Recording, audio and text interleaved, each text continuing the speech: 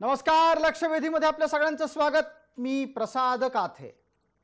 महाराष्ट्रात एकापाठोपाठ एक महिला अत्याचाराच्या घटना उघडकीस आल्या आणि लगोलग त्या महिलांवर अत्याचार करणारी माणसं कुठल्या प्रांताची, धर्माची, जातीची आहेत याचा शोध सुद्धा काही सूज्ञ माणसांनी घेतला. हा शोध घेणारं एक सूज्ञ व्यक्तिमत्व आहे संजय राऊत. संजय राऊत हे शिवसेनेच्या मुखपत्राचे कार्यकारी संपादक आहेत, राज्यसभेचे सदस्य आहेत.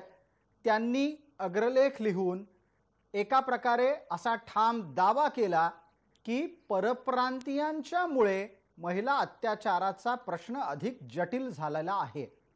संजय राऊत यांचा हा दावा साकीनाका महिला अत्याचार प्रकरणातला आरोपी हा जौनपूर या उत्तर प्रदेशातल्या एका गावातून आला होता हे समोर आल्यानंतरचा आहे.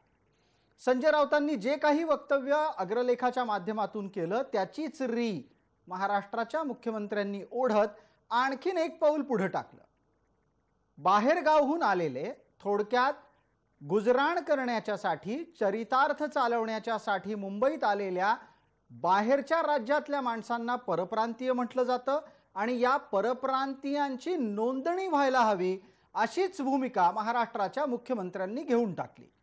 महाराष्ट्राचे मुख्यमंत्री शिवसेनेचे पक्षप्रमुख सुद्धा आहेत हे त्यांना कदाचित अधूनमधून आठवत असावं आणि शिवसेनेची भूमिका ही परप्रांतीय विरोधी जगजाहीर आहे याची सुद्धा त्यांना आत्ता मुंबई महानगरपालिकेच्या निवडणुका जवळ यायला लागल्यानंतर प्रकर्षाने आठवण आली असावी. राज्यात मुख्यमंत्रीपदी बसल्याच्या नंतर अशा प्रकारे कोणताही भेदाभेद राज्यघटनेला मान्य नाही. IPCला अर्थात भारतीय दंडविधान संहितेला गुन्हेगाराची जात, धर्म, पंथ माहित नसतो. माहिती करून घ्यायची IPCला गरज नसते. पण असं असताना महाराष्ट्राचे मुख्यमंत्री आपल्याच मुखपत्रातून दिल्या गेलेल्या संकेताला पुढे नेत जर समजा महिला अत्याचारांच्यासाठी परप्रांतीयांना जबाबदार ठरवत असतील तर लक्षवेधीत प्रश्न विचारण्याची गरज आहे. महिला अत्याचाराला फक्त परप्रांतीयच जबाबदार आहेत का?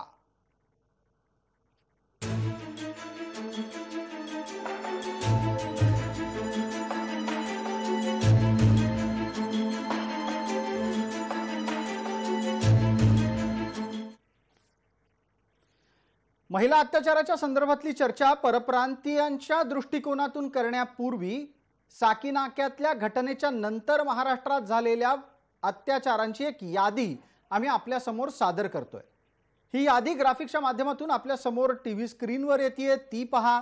साकीनाक्यातला अत्याचार हा दिल्लीतल्या निर्भयाप्रमाणे होता असं सांगितलं गेलं आणि त्यानंतर अत्याचारांची मालिकाट समोर आली. अमरावतीमध्ये अल्पवयीन मुलगी अत्याचारामुळे गर्भवती ठरली. त्या अल्पवयीन मुलीनं लाजेखातर आत्महत्या केली. हे अमरावतीत घडलं. इथं कुठलाही परप्रांतीय आरोपी नाही. खेड, पुणे जिल्हा, अल्पवयीन मुलीवर बलात्कार झाला. या अल्पवयीन मुलीवर झालेल्या बलात्कारामध्ये 5 नराधमांनी तो लैंगिक अत्याचार केला तर एकानं तिचा विनयभंग केला. यात परप्रांतीय आरोपी दिसलेले नाही. पिंपरी, जिथे राष्ट्रवादीचा बालेकिल्ला आहे असं समजलं जातं, तिथं गुंड आहे नन्या नावाचा, त्याच्या टोळीतल्या अल्पवयीन मुलांकडून मुलीवर अत्याचार झाला. पालघरमध्ये 12 वर्षीय मुलाकडून 5 वर्षाच्या मुलीवर लैंगिक अत्याचार झाला. या प्रकरणांमधलेही आरोपी आतापर्यंत तरी परप्रांतीय आहेत असं समोर आलेलं नाही. नाशिकमध्ये तर चक्क पोलिसांनाच एका अल्पवयीन मुलीचं अपहरण केलंय. यापेक्षा आणखीन धक्कादायक काय असू शकतं?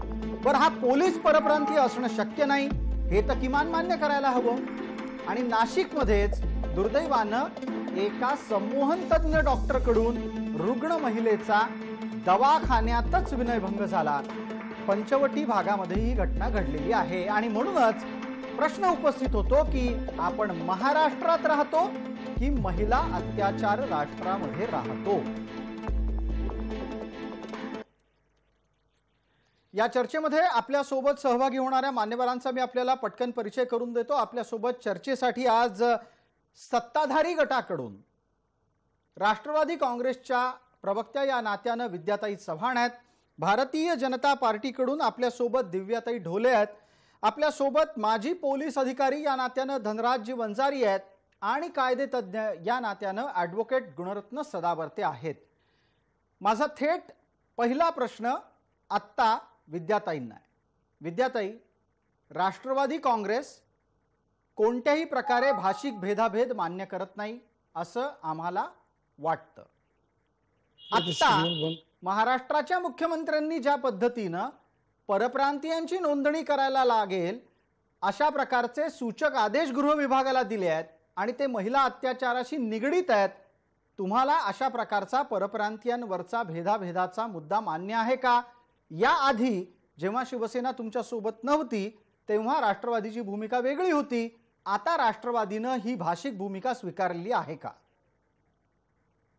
नाही, मला पहिल्यांदा आपल्याला स्पष्ट करायचं आहे की आपण जे म्हणता ते बरोबर आहे। राष्ट्रवादी ही पूर्णपणे हेच मानणारी आहे की जो कोणी गुन्हेगार आहे त्याला जात धर्म काहीही नसतं, त्यामुळे असा हा गुन्हेगार आहे आणि हा कुठल्या धर्माचा आहे, कुठल्या जातीचा आहे, कुठल्या प्रांताचा आहे, कुठला भाषिक आहे, हे याच्या पलीकडे जाऊन त्या गुन्हेगाराचा विचार करणं आवश्यक आहे। तेव्हा शिवसेनेच्या संजय राऊतांनी जे विचार व्यक्त केले किंवा सीएम साहेबांनी जे सांगितलंय ते त्या अर्थी वेगळ्या ह्याच्यातनं आपण घेत आहे। मला एक ह्या ठिकाणी असं सांगावं स्पष्टपणे की परवा फेरीवाल्यांनी ज्या एका महिला ऑफिसर होती बीएमसीची, तिचं ते हे करताना म्हणजे फेरीवाल्यांचा माल तोड हे करताना तिची बोटं तोडली गेली। त्यामुळे अशा प्रकारच्या अत्याचार म्हणजे फक्त स्त्रीवर बलात्कार करणं किंवा तिच्यावरती अत्याचार करणं ह्याच्यातच परप्रांतीय आहे नाही, तर अशा प्रकारचे जे फेरीवाले आणि इतर जे बसतात म्हणजे सगळे फेरीवालेत असे नाहीत। मी कायम फेरीवाल्यांसाठी विद्याताई आपल्याला एक छोटा संदर्भ मला आठवण करून द्यावा लागेल, चर्चेला आपल्याला वेगानं पुढे न्यायचं आहे। संजय राऊतांचा अग्रलेख हा फेरीवाल्यांनी बोट छाटल्यानंतर नाही आला। संजय राऊतांचा अग्रलेख हा साकीनाक्यातला आरोपी जौनपूरचा आहे, हे उघड झाल्याच्या नंतर आला आणि जौनपूर पॅटर्ननं घाण केली अशा प्रकारचा त्यांचाच लेखातला एक संदर्भ आहे। आता मला सांगा, बोट छाटणारा माणूस जौनपूरचा आहे हे आतापर्यंत समोर आलेलं नाही। जौनपूरचा माणूस हा बलात्कारातला आहे। तुम्ही बचाव नक्की कुणाचा करताय आणि अशा प्रकारे भाषिक भेदाभेद हा आता राष्ट्रवादीला पचनी पडणार आहे का? कारण माझ्या माहितीत राष्ट्रवादी धर्म, लिंग, पंथ, जात आणि भाषा याच्या आधारे कायद्यात भेदाभेद मान्य करत नाही। आता राष्ट्रवादीनी भूमिका बदलली असेल तर आपण परत सांगावं। नाही, मला ना तुम्ही कुठलीही गोष्ट पूर्ण करू द्या। अगदी असं काय ऑब्जेक्टिव्ह क्वेश्चन तुम्ही विचारायचं आणि ए बी सी डी तलं तुम्ही एक उत्तर द्या असं सांगा, असं करता येत नाही, कारण हा विषय फार गहन आहे। याच्यावरती मला शिवसेनेची बाजू घ्यायची नाही का राष्ट्रवादीने बदलली आहे भूमिका हे काही सांगायचं नाही। माझं एक त्याच्यातलं स्पष्टीकरण जे मला आहे ते पूर्ण करू दिलं असतं तर बरं झालं असतं। ते नसेल तर मला एक मिनिट पूर्ण देतो विद्याताई, आपण आपलं म्हणणं मांडा। तर मला हे सांगायचंय की अशा प्रकारे अत्याचार करणारे हे फक्त परप्रांतीय असतात असं नाही। मला एक आठवण करून द्यायची आपल्याला की 85% अत्याचाराच्या घटना या ओळखीच्या लोकांमधले, घरातले, संबंधित लोक सुद्धा करतात। ही गोष्ट सुद्धा आपण विसरता कामा नये। तर इथे शिवसेनेची बाजू घ्यायची किंवा संजय राऊतांची बाजू घ्यायची, कोणी आणि कोणाची बाजू घ्यायची याचा प्रश्न नाही।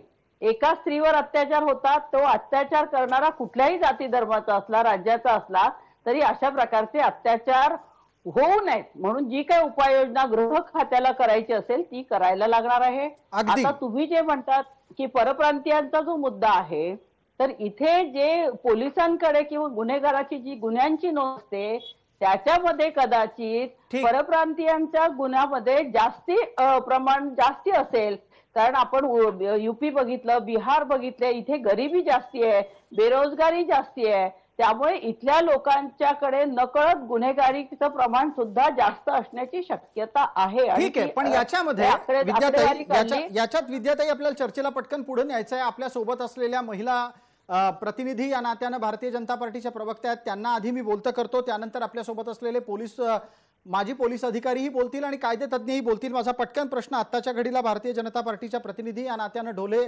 मॅडम यांना आहे। आपण सांगा की सरकार काय म्हणतंय की परप्रांतीयांची नोंद ठेवा, ते येतात कसे जातात कसे, या सगळ्या गोष्टी त्यांना नक्की कोणत्या दिशेला घेऊन जायच्या आहेत या राष्ट्रवादीला पसंत पडत नाहीयेत. पण शिवसेना आपल्या जुन्या अजेंड्यावर परतताना दिसतेय. महानगरपालिका मुंबईची जवळ आली की अस्मितेचे मुद्दे, परप्रांतीयांचे मुद्दे यायलाच पाहिजेत का? ढोले मॅडम. यात माझं एक स्पष्ट म्हणणं असं आहे की जसं तुम्ही म्हणालात की महानगरपालिकेचे आता निवडणुका जवळ यायला लागलेत, तसं सगळं कम्युनिटी बेस्ड डिस्कशन चालू होत आहे. कुठेतरी एक कारण लागतं, तो महिलांचा विषय असेल तर त्याला अजून ब्लो अप करून बोललं जातं.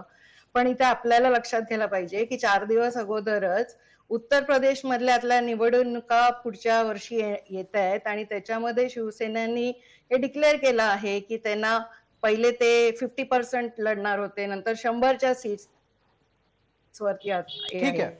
तर मुंबईमध्ये परप्रांतीय उत्तर प्रदेशचे आहेत म्हणून त्यांच्यावरती आता त्यांची नोंद ठेवायची गरज पडायला लागली आहे. आणि दुसरीकडे मग उत्तर प्रदेशमध्ये जाऊन त्यांना निवडणुका पण लढायच्या आहेत. तर मग यांची भूमिका नक्की काय आहे? आणि इथे मुद्दा आहे तो महिलांच्या सुरक्षिततेचा आहे. मग ती रेप केस असो, मर्डर केस असो, मॉलेस्टेशन असो, हरेसमेंट असो, याच्यामध्ये तुम्ही होलिस्टिक व्ह्यू मध्ये याचा विचार केला पाहिजे. आज तो फक्त युपीचा निघाला म्हणून आपण सगळ्यांची नोंद करायला लागणार आहोत, तर आपल्या इथं तर सिस्टम कधीपासूनच लागू आहेत. मग याच्याबद्दल कितीतरी वर्षापासून लोक म्हणतायत की जे परप्रांती लोंढेचे लोंढे कुर्ला स्टेशनला आहेत, स्टेशनला आहेत, पण आत्ताच्या घडीला ढोले मॅडम, ज्या पद्धतीनं बलात्काराच्या चष्म्यातून सगळ्या परप्रांतीयांना एक समान समजलं जात आहे, हे राज्यघटनेला छेद देणारं नाही का? याच्यावर गुणरत्न सदावर्ते आपण बोलतो व्हा. दुसरा मुद्दा, जर समजा अशा प्रकारच्या नोंदी होऊ घातल्या तर तुम्ही काय करणार आहात कायदेतज्ञ म्हणून? सगळ्यात अगोदर लिखित भारताचं संविधान डॉक्टर बाबासाहेब आंबेडकर यांच्या हस्ताक्षरातलं ते आर्टिकल 5 भारताचं जे संविधानाचं आर्टिकल आहे त्याच्यामध्ये स्पष्टपणे या भारत भूमीवर जो कोणी संविधानाच्या म्हणजे याच्या स्वातंत्र्याच्या नंतर आणि म्हणजे संविधानाच्या काल निर्मितीच्या वेळेस जो जन्मला आणि त्यानंतर जन्मले त्या सर्वांना जम्मू काश्मीर पासून ते कन्याकुमारी पर्यंत जो भारताचा भूभाग आहे तिथे म्हणजे वास्तव्यासाठी राहण्याचा, तिथे जाऊन काम करण्याचा, स्वतःची प्रगती करण्याचा, एक्सप्रेशनचा पूर्णतः अधिकार देण्यात आलेला आहे. उद्धव मुख्यमंत्री आहेत म्हणून ते त्यांची जहागीरदारी नाही की कोण कुठे राहावं, किंवा शरद पवारांचा पक्ष मुख्यमंत्री उद्धव यांच्या सोबत सत्तेत आहे म्हणून त्यांची सुद्धा ती जहागीरदारी नाही आहे.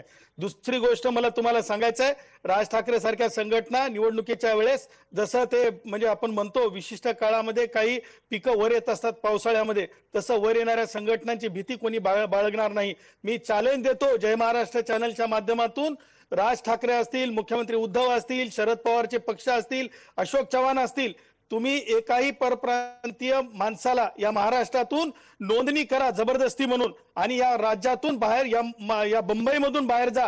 या बंबईला घडवण्यामध्ये केरळातल्या स्टेरोनी आपलं म्हणजे सर्वस्व पणाला लावलेलं आहे. गुजरातच्या माझ्या भावानी इथे झेरॉक्स काढून हे केलेलं आहे. युपीच्या भावानी टॅक्सी चालवलेली आहे. बिहारच्या भावानी कष्ट केलेले आहेत आणि वेगवेगळ्या प्रांतातल्या भावांनी येऊन ब्रेवरी दाखवून ही मुंबई घडवलेली आहे. कोणाच्या जहागीरदारीची मुंबई नाही, संविधान संरक्षित मुंबई आहे. त्यामुळे सदावर्तीजी एकच मिनिट, एक गोष्ट लक्षात घ्यायला हवी आपल्याला की ही मुंबई जशी सगळ्यांची आहे तशीच ती मराठी माणसाची सुद्धा आहे. अर्थात अत्याचार आणि गुन्हा करणं याच्या चष्म्यातून कोणत्या एका फक्त समाजाला पाहता येणार आहे का की नाही, याच्यावर आपलं कायदेशीर मार्गदर्शन अपेक्षित करतो. नाही प्रसाद, मला प्रश्न कळाला नाही. जी, आपण कायदा करणारा अमुकच समाज आहे अशा प्रकारची मानसिकता घेऊन कोणाच्या नोंदी करायला लागलो तर मग आपल्यामध्ये आणि इंग्रजांमध्ये काय फरक राहिला? इंग्रजांनी हेच केलं फासे पारध्यांच्या बाबतीत. नाही प्रसादजी, म्हणजे इंग्रजांनी जे केलं ते करण्याची मुभा, तशी जबरदस्ती जुलूम करण्याची मुभा, तुबलुक तगलुकी ज्याला आपण हे म्हणतो तशा प्रकारची जुलमी सत्ता इथं कोणालाही करता येणार नाही. आणि जेव्हा जेव्हा तसा जुलूम केला गेला तेव्हा तेव्हा त्याला कायद्याने संविधानाने वाचा फोडलेली आहे. त्यामुळं तुम्ही नोंद घेण्याची हिंमतच करून दाखवा ना. बघूतच ना, तुम्ही कायदाच पास करून दाखवा, तेही बघू आपण. आणि कायद्यासमोर तुम्ही किती टिकता, संविधानासमोर किती टिकता. माझे बंधू भाऊ भाजीपाले विक्री करतात, याचा अर्थ ते तुमच्या मेहरबानीवर नाही, भारतीय संविधानाने दिलेल्या हक्कावर आहे. यापुढे तुम्ही कोरडा चालवून पहा, आम्ही पेन चालवून तुम्हाला त्याचं उत्तर देऊ. आणि यावर एक पटकन प्रतिक्रिया मला विद्याताईंची घ्यायची आहे. धनराज वंजारींना त्याच्यानंतर बोलतं करतो. विद्याताई, आपण पटकन सांगा, जर मुख्यमंत्री गृह विभागाला सांगत असतील की परप्रांतीयांची नोंद करा आणि राष्ट्रवादीला हे पसंत नसेल, गुणरत्न सदावर्ते म्हणाले त्याप्रमाणे ते घटनाबाह्य आहे, असं असल्याच्या नंतर आता पुढे काय? कोणीतरी जाऊन मुख्यमंत्र्यांना सांगणार आहे का की अशा प्रकारे परप्रांतीयांच्या नोंदी होऊ शकत नाहीत? जर त्यांच्या श्रमिक म्हणून नोंदी करायच्या असतील तर त्या होऊ शकतात. जर गुन्हेगार म्हणून त्यांच्याकडे पाहिलं जाणार असेल आणि तशा नोंदी होणार असतील तर मात्र कायद्याने आपल्याला अडचण येईल, हे आपल्या गृहमंत्र्यांकडून सांगणं अपेक्षित आहे. काय असतं, आपण जे काय चर्चा करतो ना, ते कुठला तरी एक धागा पकडतो आणि त्याची आपण चर्चा करतो. आता संजय राऊतांनी सामन्यामध्ये काही लिहिलं, त्यांनी त्यांचे विचार प्रकट केले, त्यांचं मासिक आहे, त्यांचं दैनिक आहे, त्यांनी केले. परंतु त्याच्यावरनं त्यांना असंच म्हणायचंय आणि ते म्हणूनच असं आहे आणि त्यांना आणखी त्याची जागीर चालली आहे का, याची जागीर चालली आहे का, अशी भाषा ही शोभणारी नाहीये चर्चेमध्ये. शोभणारी भाषा त्या खैरलांजीमध्ये अद्याप फाशी दिली नाही, त्याचं काय? खैरलांजीमध्ये आणखी फाशी दिली नाही, त्याचं काय? त्याच्यावर कधी बोलणार आहेत तुम्ही? फाशी देणार आहेत की नाही खैरलांजीच्या अत्याचार? डोक्याला हात लावू नका, सत्यता आहे, सत्यता आहे, डोक्याला हात लावून चालणार नाही, बोलावं लागेल, उत्तर द्या. खैरलांजीत कधी फाशी?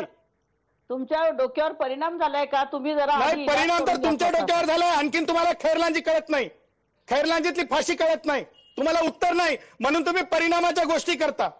एक मिनिट गुणरत्न सदावर्तेजी, एकच मिनिट थांबा. विद्याताईंना त्यांचं म्हणणं पूर्ण करू द्या. आपल्याला धनराज वंजारींनाही बोलतं करायचंय. विद्याताई, आपल्याला मी असं विचारू इच्छितो, आता मी संजय राऊतांनी घेतलेल्या मुद्द्याचा संदर्भ पुढे का घेतोय, कारण त्यांनी आपल्या भूमिकेचं समर्थन केलंय. अग्रलेख लिहिल्याच्या नंतर सुद्धा ते त्याच भूमिकेवर आहेत.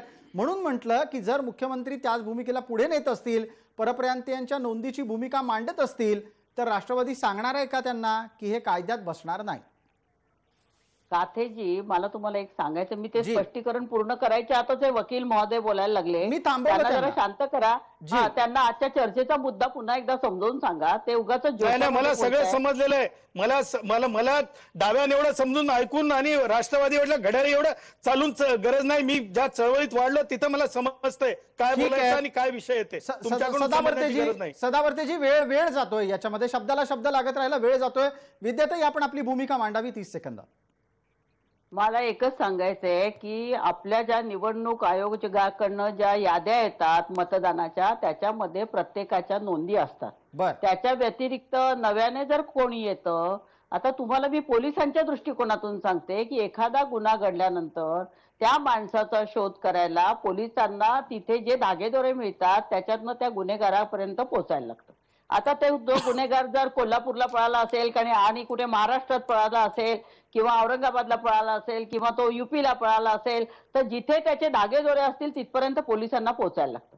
आता ह्या पोलिसांच्या ज्या समस्या आहेत ह्या आपण कसं म्हणतो, गुन्हा झाला की लवकरात लवकर गुन्हेगारांना पकडा, लवकरात लवकर त्यांना शिक्षा झाली पाहिजे. आणि हे बलात्कारासारख्या गुन्ह्यामध्ये लवकरात लवकर आरोपीला पकडणं, ते त्याची मेडिकल करणं. मला वाटतं विद्याताई थोडा मुद्दा सरकलाय. मुद्दा आपला आत्ताच्या घडीला पोलीस तपासातल्या अडचणी नाही आहेत. मुद्दा आत्ताच्या घडीला असा आहे की तुम्ही बलात्कारासारख्या अत्यंत वाईट आणि ज्याचा उच्चारही करायला अवघड आहे अशा प्रकारच्या घृणास्पद गुन्ह्याच्या प्रती एका समाजाला टार्गेट करताय, त्याच्याकडे निर्दिष्ट करताय की हा समाजामुळे या घटना घडत आहेत.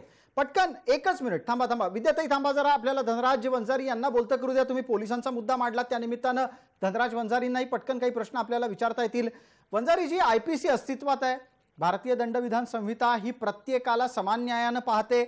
अशा वेळेला एका विशिष्ट समाजाच्या नोंदी करायला सांगितलं जाणं आणि ते सुद्धा राज्याच्या मुख्यमंत्रीपदी बसलेल्या व्यक्तीकडून सांगितलं जाणं हे पचनी पडणारं आहे का? हे प्रत्यक्षात येऊ शकतं का आणि असं असावं का? असं अजिबात असू नये, असं असू शकत नाही. घटनेचा जो वाद आहे तो, पण त्यातून जर मार्ग काढला तर काढू शकतात. पण सगळ्यात आधी मला हे सांगायचंय की तुम्हाला शासन करता येत नाही आणि शासनाच्या सत्तेच्या खुर्चीवर बसून राजकीय भंपकपणा तुम्हाला करता येतो. तुम्हाला त्या प्रकरणाचं गांभीर्य, मानवतेचं वेदना, दुःख कळत नाहीये. तुम्हाला तुमचा भंपकपणा जास्त महत्वाचा वाटतो. या ठिकाणी लाज वाटायला पाहिजे शासनाला, जे करायला पाहिजे ते न करता. अरे 173 सामाजिक संस्था आहे स्त्रिया आणि बालकांसाठी काम करणाऱ्या, ज्यांना शासन आर्थिक मदत पुरवतं. त्या संस्था काय करतात आहे? तुमचा कायदा कुठे आहे? तुमचा शक्ती कायदा. अधिवेशनाची अधिवेशनं तुम्ही त्या कंगना राणावतवर, वझेवर आणि सुशांत सिंगवर घालवता. तुम्हाला शरम कशी वाटत नाही? या महाराष्ट्राच्या रयतेचे तुम्ही छत्रपती म्हणून घेता स्वतःला. लाज वाटली पाहिजे. आज कधी थांबणार या गोष्टी? जेव्हा तुमच्या घरातल्या आया भगिनींवर हे प्रसंग होतील तेव्हा तुमचे डोळे उघडतील का? तुम्ही काय करायला पाहिजे ते न करता तुमच्या भंपकपणामध्ये गुंतलेल्या आहात. विरोधकांनाही तेच पाहिजे आणि राज्यकर्त्यांनाही तेच पाहिजे. कुठं तरी एक चालना मिळाली पाहिजे, काहीतरी भंपक वाक्य सोडायची. मग ते बीजेपीचे कोण भातखळकर असतील त्यांनी जाऊन त्यांच्या विरुद्ध तक्रार करायची. मग ह्यानी काहीतरी बोलायचं आणि दिवसभर तो कथ्याकूट मीडियावर चालायचा. तुम्ही कायद्यामध्ये स्पष्ट सांगितलेलं आहे, घटनेचं अनुच्छेद 15 समभाग 1 असं सांगतो की राज्य कोणत्याही नागरिकाला प्रतिकूल होईल अशा प्रकारे त्याच्या जन्मस्थानावरून भेदभाव करू शकत नाही. इथं अजून काय घटनेने तुम्हाला स्पष्ट सांगायला पाहिजे? बिलकुल. घटना अनुच्छेद 15चा समभाग 3 असं सांगतो की स्त्रिया व बालके यांच्याकरता कोणतीही विशेष तरतूद करता येईल. तुमच्याकडे माझा खडा सवाल आहे, तुमच्याकडे राज्यामध्ये 100 तरतुदी करायच्या तुम्ही सोडून दिल्या आणि आता नुसतं परप्रांतीयाच्या नोंदी करून तुम्ही बलात्काराचे गुन्हे कमी करायला निघाले. अरे तुम्ही किती मोठी शिक्षा केली तरीही हे गुन्हे कमी होत नाहीये. याची तुम्हाला शरम वाटली पाहिजे. खुनासारखे गुन्हे आहे ज्याच्यामध्ये फाशीची शिक्षा आहे. फाशीची शिक्षा देऊन हे गुन्हे कमी होणार आहे का? याची कारण कुठेतरी समाजाच्या वैफल्यग्रस्तेत आहे, समाजाच्या मानसिकतेत आहे. जी मानसिकता डिप्रेशन, नैराश्यामुळे विकृत अवस्थेकडे चाललेली आहे आणि त्याच्यातून स्त्रियावर आणि अल्पवयीन मुलीवर, बालकांवर अनन्वित अत्याचार होत आहेत. घरात होत आहे, बाहेर होत आहे, सार्वजनिक ठिकाणी होत आहे, तुमच्या मंदिरात होत आहे, मस्जिदीत होत आहे. कुठली जागा शिल्लक राहिली नाही. याचा यथासांग अभ्यास करून हा प्रश्न धसात लावण्याची ताकद, तेवढी बौद्धिक क्षमता निघालं नाही. या सरकारचं बौद्धिक दिवाळं निघालेलं आहे. धनराज वंजारीजी, अगदी थेट आणि नेमक्या शब्दांमध्ये आपण आपली भूमिका मांडलीत.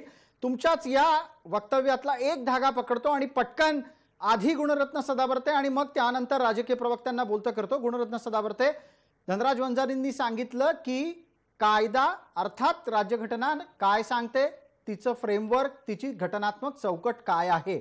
मग मला आपल्याला असा प्रश्न विचारायचा आहे सदावर्तेजी की परप्रांतीयांची नोंद ठेवायला हवी अशा प्रकारची वक्तव्य करून आपण आपल्या राज्यात घटनात्मक यंत्रणा मोडकळीस आली आहे याचा प्रमाणपत्रच देतो आहोत का? याचं प्रमाणपत्र स्वतःहूनच देतो आहोत का?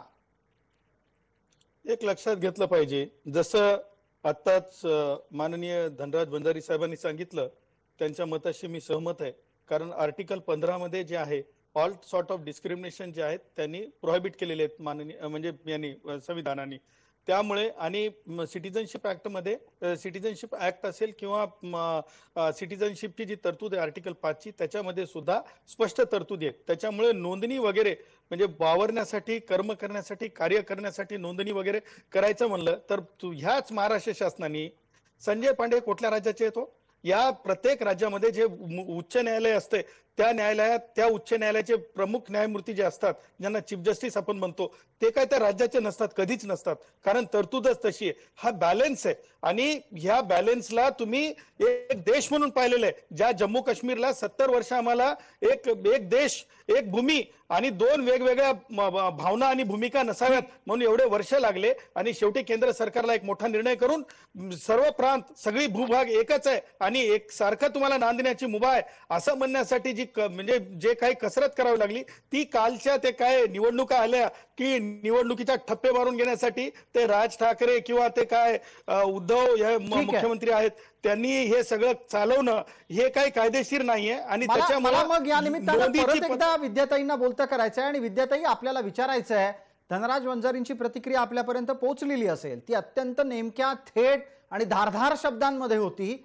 विद्याताई, आपण कृपया सांगा की आता तरी किमान कुठल्याही गुन्ह्याच्या साठी एका विशिष्ट समुदायाला चिन्हित करणं योग्य नाही असा सल्ला राज्याचे गृहमंत्री मुख्यमंत्र्यांना देतील का?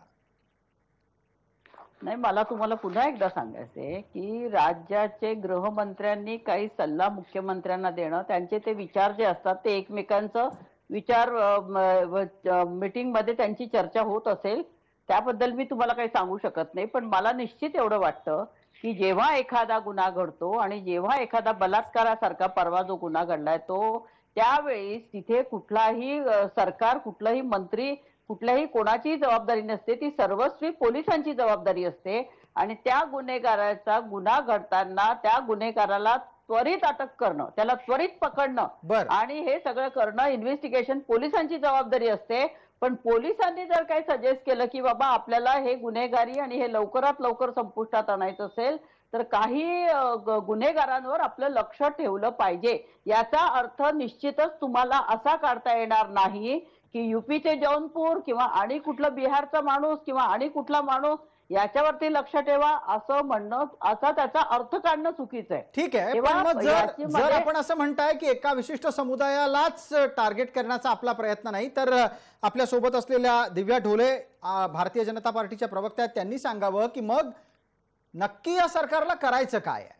आपण महिलांच्या सुरक्षिततेत कमी पडतोय हे झाकण्याच्यासाठी कोणाला कोणाला तरी चिन्हित करायचंय, कोणाला कोणाला तरी टार्गेट करायचंय आणि विषय भरकटवायचा आहे का? प्रसादजी, चर्चेच्या सुरुवातीलाच तुम्ही म्हटलं की अमरावती, पिंपरी, पालघर, नाशिक या ठिकाणी जे जे गुन्हे घडलेले आहेत महिलांच्या विरोधामध्ये, त्या सगळ्या ठिकाणी परप्रांती इन्व्हॉल्व नव्हते. मग ते होते कोण? ते महाराष्ट्रात राहणारीच आपली लोक होती. आणि मग आता चाकीनाकाची केस झाल्यानंतर ही स्टेटमेंटच देणं की परप्रांतीयांनी हे घडून आणलेलं आहे म्हणून त्यांची नोंदणी करणं, हे म्हणजे समाजामध्ये आपण एक तेढ निर्माण करण्याच्या स्टेटमेंट्स देण्याचं काम होत आहे. बिलकुल, आणि त्याच विरोधात भारतीय जनता पार्टीने तक्रार केली. अर्थात त्या तक्रारीच्या अनुषंगानं पुन्हा एकदा ध्रुवीकरणाचा प्रयत्न दोन्ही बाजूनी सुरू झाल्याचं समोर येत आहे. आत्ता वेळमर्यादेपोटी आपण ही चर्चा इथेच थांबवतोय. लक्षवेधीत आपण सर्व सहभागी झालात त्याबद्दल मान्यवरांचे आभार. प्रेक्षकांना जय महाराष्ट्र.